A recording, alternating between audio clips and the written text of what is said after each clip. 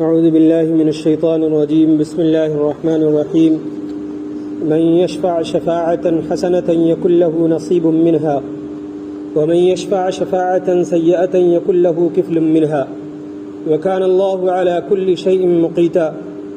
وإذا حييتم بتحية فحيوا بأحسن منها أو ردوها إن الله كان على كل شيء حسيبا. الله لا إله إلا هو لا يجمعنكم إلى يوم القيامة لا ريب فيه ومن أصدق من الله حديثا.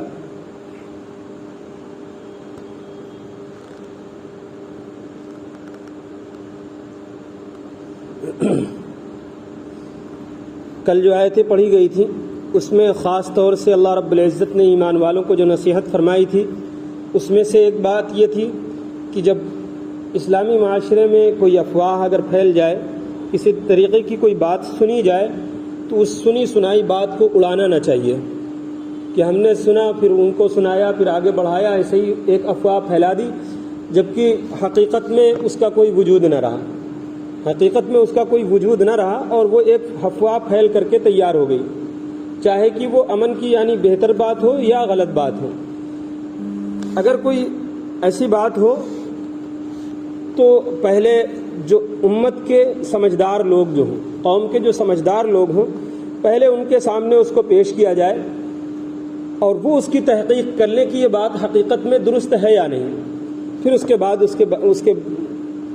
کے سلسلے میں کوئی کام انجام دیا جائے۔ اگلی آیتوں میں جو آج پڑھی گئی ہیں اس میں اللہ رب العزت سفارش کے سلسلے میں فرما رہے ہیں کہ ہمیں کسی کی اگر سفارش کرنی ہے تو حق معاملے میں ہی سفارش کرنی چاہیے۔ ایسا نہیں کہ کسی کا مفاد دیکھ کر کے یا اپنا دیکھ کر کے کہ ہمارا بھائی ہے، اگر ہم سفارش نہ کریں گے تو اس کا نقصان ہو جائے گا، اور چاہے کہ وہ غلطی پر ہی کیوں نہ ہو ہم اس کی سفارش کر کے اس کا کام بنا دیں۔ تو اگر وہ غلطی پر ہے اور غلطی کے باوجود ہم نے سفارش کی تو اس کا بوجھ ہمارے اوپر بھی اسی طریقے سے ہوگا جیسے کہ اس کے کاندھوں پر پڑے گا۔ غلط چیز کی اگر ہم نے سفارش کی، جیسے کہ مثال کے طور پر عدالت میں کوئی مسئلہ ہے اور ہم نے جھوٹی گواہی دی اپنے بھائی کو بچانے کے لیے، جبکہ ہم جان رہے کہ بھائی ہمارا غلطی پر ہے، اس کے باوجود ہم نے جھوٹی گواہی دی، جھوٹی سفارش کی اپنے بھائی کو بچانے کے لیے، تو جو وبال جو مصیبت اس کے سر آئے گی اس میں برابر کے شریک ہم بھی ہوں گے۔ اسی کو اللہ تعالیٰ نے فرمایا وَمَن يَشْفَعْ شَفَاعَةً حَسَنَةً يَكُن لَّهُ نَصِيبٌ مِّنْهَا، جس نے کسی بہترین چیز کی، اچھی چیز کی سفارش کی، یکن لہو نصیب منہا، تو اس کا پورا حصہ ملے گا، برابر کے حصے میں شریک ہوگا۔ اگر تم نے کسی اچھائی کے معاملے میں کسی کا ساتھ دیا ہے، بھلائی کو عام کرنے کے لیے، بھلائی کو عام کرنے میں کسی کی سفارش کی ہے اور اس کو آگے بڑھانے کی کوشش کی ہے، تو جس طریقے سے عمل کرنے والا ثواب پا رہا ہے اسی کے برابر کے شریک تم بھی ہوگے، برابر کا ثواب تم کو بھی ملے گا۔ اور آگے فرمایا وَمَن يَشْفَعْ شَفَاعَةً سَيِّئَةً يَكُن لَّهُ كِفْلٌ مِّنْهَا۔ دیکھیے اللہ تعالیٰ نے وہاں پر جو فرمایا حسنہ کے ساتھ نصیب کا لفظ استعمال کیا۔ نصیب کہتے ہیں حصے داری کو، نصیب کہتے ہیں حصے داری کو، کسی چیز میں حصے داری ہو، شراکت ہو کسی کی، اس کو نصیب بولتے ہیں، صاد سے نصیب۔ لیکن جہاں پر برائی کی بات آئی تو وہاں پر اللہ تعالیٰ نے یکن لہو نصیب منہا نہیں فرمایا، فرمایا یکن لہو کفل منہا، کہ اس میں حصے داری نہ ہوگی، اس میں بوجھ ہوگا۔ برائی میں حصے داری نہیں ہوتی بلکہ برائی کا بوجھ ہوتا ہے۔ تو اللہ تعالیٰ نے فرمایا کہ اگر تم کسی کی برائی کے سلسلے میں اگر سفارش کرو گے تو یکن لہو کفل منہا، تو جتنا بوجھ اس کے کاندھوں پر لادا جائے گا اس گناہ کا، اس برائی کا، اتنا ہی بوجھ تمہارے کاندھوں پر بھی لادا جائے گا، تم بھی اس کے گناہ میں برابر کے شریک ہوگے۔ اس لیے مسلمانوں کو خاص نصیحت ہے اس بات کی کہ دیکھو تم برائی کے معاملے میں کسی کا ساتھ نہ دو۔ اسی بات کو اللہ تعالیٰ نے قرآن پاک میں ایک دوسری جگہ فرمایا تعاونوا علی البر والتقوی، تعاونوا علی البر والتقوی، نیکی اور بھلائی کے کاموں میں، تقوی کے کاموں میں ایک دوسرے کی مدد کیا کرو۔ اگر کہیں پر تقوی کی بات آ جائے، نیکی کی بات آ جائے تو فوراً ایک دوسرے کا ساتھ دینے کے لیے کھڑے ہو جاؤ۔ ولا تعاونوا علی الاثم والعدوان، لیکن جہاں پر اللہ رب العزت کی نافرمانی، گناہ اور سرکشی کی بات آ جائے تو ولا تعاونوا علی الاثم والعدوان، تو پھر گناہ اور سرکشی والے کام میں پھر کسی کی مدد نہ کرو، چاہے کہ وہ اپنا سگا بھائی ہی کیوں نہ ہو، چاہے کہ اپنا سگا بھائی ہی کیوں نہ ہو، اگر معاملہ برائی کا ہے تب پھر ساتھ نہیں دینا، اور اگر بھلائی کا معاملہ ہے تو چاہے کہ کوئی غیر ہی کیوں نہ ہو ہمیں اس کا ساتھ دینا ہے۔ وَإِذَا إِنَّ اللَّهَ كَانَ عَلَى كُلِّ شَيْءٍ مُقِيتًا، اور یقیناً اللہ رب العزت ہر چیز پر نظر رکھنے والا ہے،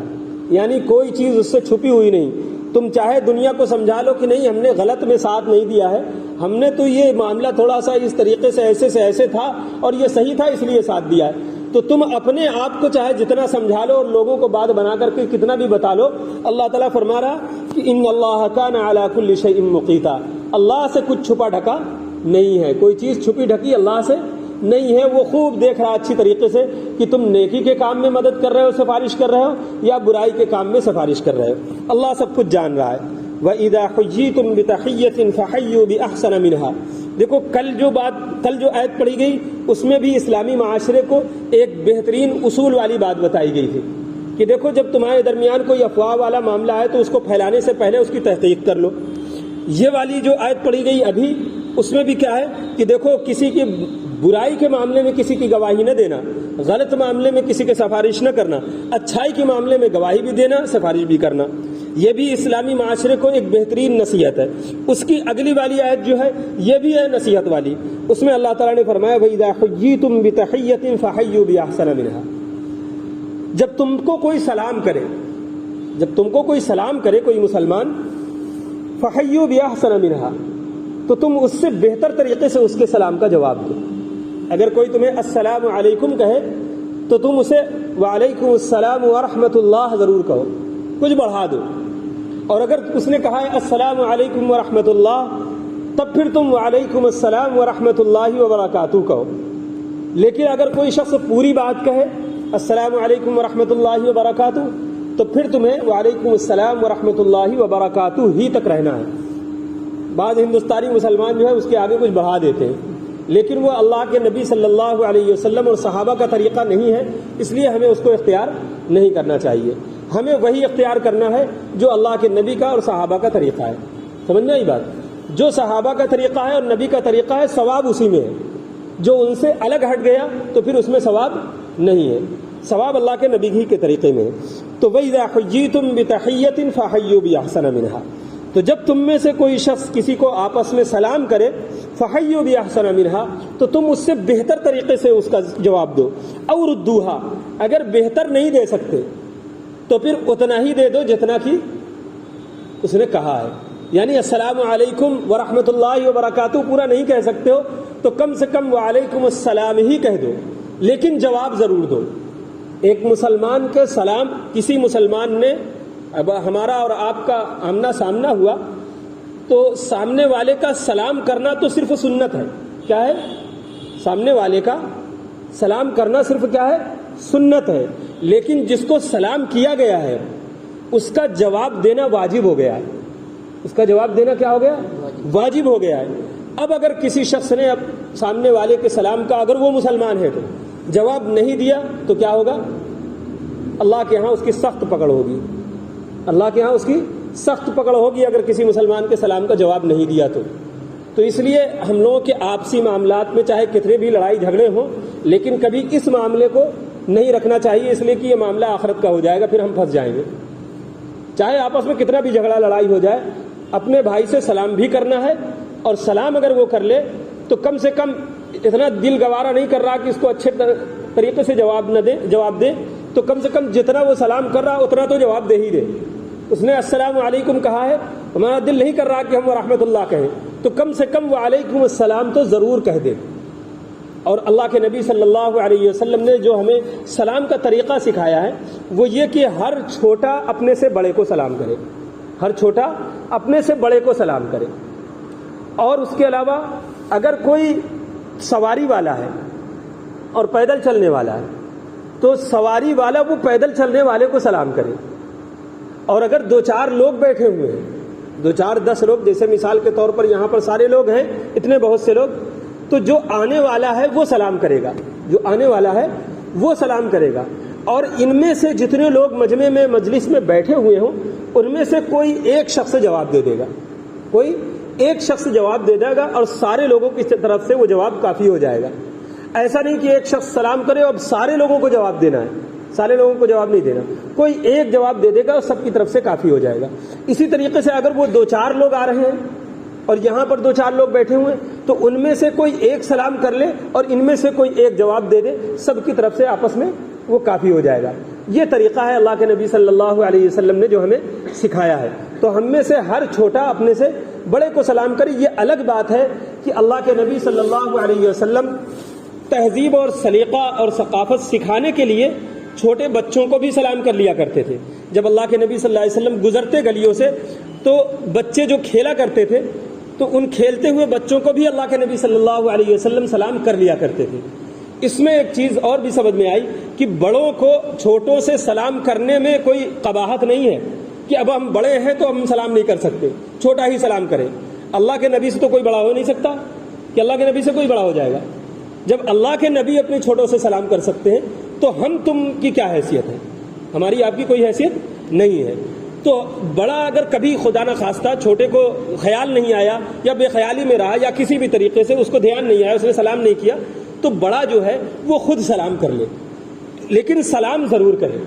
اللہ کے نبی صلی اللہ علیہ وسلم نے ایک جگہ فرمایا افشوا السلام بینکم، سلام کو آپس میں عام کرو، اس سے محبت بڑھتی ہے آپس میں ایک دوسرے سے۔ آگے فرمایا اللہ تعالیٰ ان اللہ کان علی کل شیء حسیبا، یقیناً اللہ تعالیٰ ہر چیز کا حساب لینے پر کافی ہے، وہ ہر چیز کا حساب لینے والا ہے۔ یعنی اگر تم اچھے ڈھنگ سے جواب دو گے تو اس میں تمہاری کمی نہیں ہوگی کچھ، اللہ نے جو اجر تمہارے لیے لکھ رکھا ہے اور جو تم نے کیا ہے اس کا اجر تم کو مل جائے گا۔ لیکن خدا نہ خواستہ کسی مسلمان کا جواب نہیں دیا تو اس کو بھی اللہ تعالیٰ نے کہہ دیا ان اللہ کان علی کل شیء حسیبا، اللہ ہر چیز کا حساب لینے والا ہے۔ اگر تم نے اپنی قدرت کی خاطر جواب نہیں دیا تو پھر اللہ اس کا بھی حساب لے لے گا، اللہ اس کا بھی حساب لے لے گا۔ اللہ لا الہ الا ہو، اللہ وہ ہے جس کے علاوہ کوئی معبود ہی نہیں۔ اللہ کون ہے؟ جس کے علاوہ کوئی معبود نہیں، وہ تنہا ہے، اکیلا ہے، مالک حقیقی وہی ہے۔ لَيَجْمَعَنَّكُمْ إِلَى يَوْمِ الْقِيَامَةِ لَا رَيْبَ فِيهِ، اور اس بات کو خوب اچھی طریقے سے جان لو، لَيَجْمَعَنَّكُمْ إِلَى يَوْمِ الْقِيَامَةِ لَا رَيْبَ فِيهِ، وہ تمہیں ضرور بھی ضرور قیامت کے دن اکٹھا کرے گا، لا ریب فیہ، جس میں کچھ بھی ذرہ برابر بھی شک و شبے کی گنجائش نہیں ہے۔ یعنی ہم سب کو اللہ کے سامنے قیامت کے دن حاضر ہونا ہے ہر حال میں، اور اپنے چھوٹے سے چھوٹے اور بڑے سے بڑے عمل کا حساب دے دینا ہے، کچھ بھی بچے گا نہیں۔ جو بھی ہم کریں گے اس کا سب کا حساب اللہ تعالیٰ ہم سے لے لے گا، چاہے ہم چھوٹا کریں گے تو وہ بھی، بڑا کریں گے تو بھی۔ اللہ رب العزت نے نکیرین کو ہمارے اوپر متعین فرما رکھا ہے، وہ سارا رجسٹر تیار کر رہے ہیں، وہ قیامت کے دن کھول کر کے سامنے رکھ دیا جائے گا، سارا کچا چٹھا سامنے آ جائے گا، ہم نے کہاں کیا ہے، کیا کیا ہے، کیسے کیا ہے، کس نیت سے کیا ہے، اللہ خوب اچھی طریقے سے دیکھ رہا، جان رہا، اور سب کچھ اس کو لکھوا رہا ہے، وہ کچھ بھی باقی نہ رہ جائے گا۔ لَيَجْمَعَنَّكُمْ إِلَى يَوْمِ الْقِيَامَةِ لَا رَيْبَ فِيهِ، یقیناً ضرور بھی ضرور وہ تمہیں قیامت کے دن اکٹھا کرے گا، لا ریب فیہ، جس میں کچھ بھی شک و شبے کی گنجائش نہیں۔ وَمَنْ أَصْدَقُ مِنَ اللَّهِ حَدِيثًا، کیا اللہ سے بھی زیادہ کوئی سچا ہے؟ اللہ سے بھی زیادہ کوئی سچ بولنے والا ہے؟ اللہ سے زیادہ سچ بولنے والا کون ہوگا؟ سب سے زیادہ سچا اللہ ہی ہے، اور اللہ جو کچھ بھی بات کہہ رہا ہے، یعنی قرآن کریم میں اللہ رب العزت نے جتنی بھی باتیں فرما دی ہیں یہ بالکل 100% کا 110% حق اور سچ ہے، اور یہ ہو کر کے رہیں گی، اس میں ذرہ برابر بھی شک و شبے کی گنجائش نہیں ہے۔ اور ہم سب کا حساب ہونا ہے، اپنے اس حساب کو سامنے رکھ کر کے ہمیں عمل انجام دینا چاہیے۔ اللہ تعالی ہم سب کو سمجھنے کی اور عمل کی توفیق عطا فرمائے۔ صدق اللہ العظیم۔